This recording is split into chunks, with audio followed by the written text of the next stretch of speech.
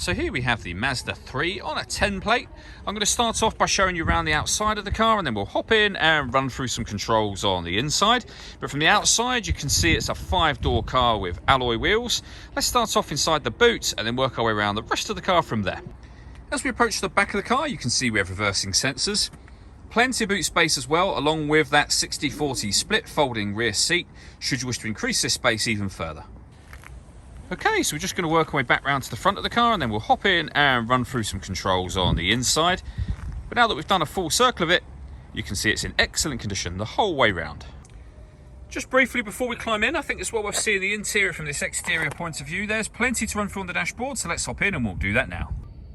Okay, now that we're inside the car, we're going to start with the dials. On the left-hand side, we have the rev counter, and on the right-hand side, the speedometer. In the middle at the bottom, you can see the total miles for this car, which is 76,172. And above that, we have the fuel gauge for the car. If we back out to the steering wheel, on the left-hand side, we have phone controls. And on the right-hand side, stereo controls and controls for the satellite navigation. Beneath that, you can set your cruise control after you've turned it on or off from over on the left-hand side there. Over in the centre, we have the stereo for the car, and the screens directly above it. You'll see this car has got satellite navigation, really nice, clear screen, very easy system to use. Everything you need to access the satellite navigation and your stereo can all be found down on this main unit. You've got your radio, for example, AM and FM, CD player and auxiliary input are all up there.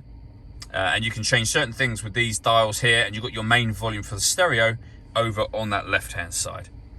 Beneath that, we have dual zone climate control, so you can adjust the passenger and driver temperature.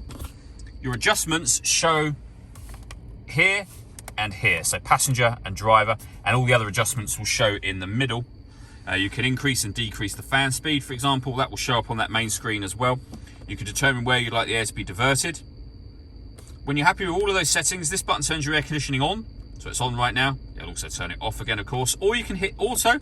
The car will now maintain the temperatures you asked for by taking control of the fan speed, which you can hear it doing in the background, and it will take control of the direction of the air as well.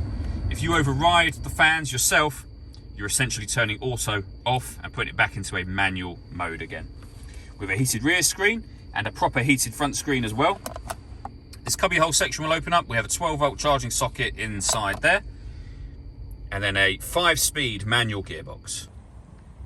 All that leaves me to say is thank you for taking the time to watch this video. If you'd like to come and see the car for yourself and have a test drive, please feel free to call us here at Glenbourne's. We'd love to hear from you soon.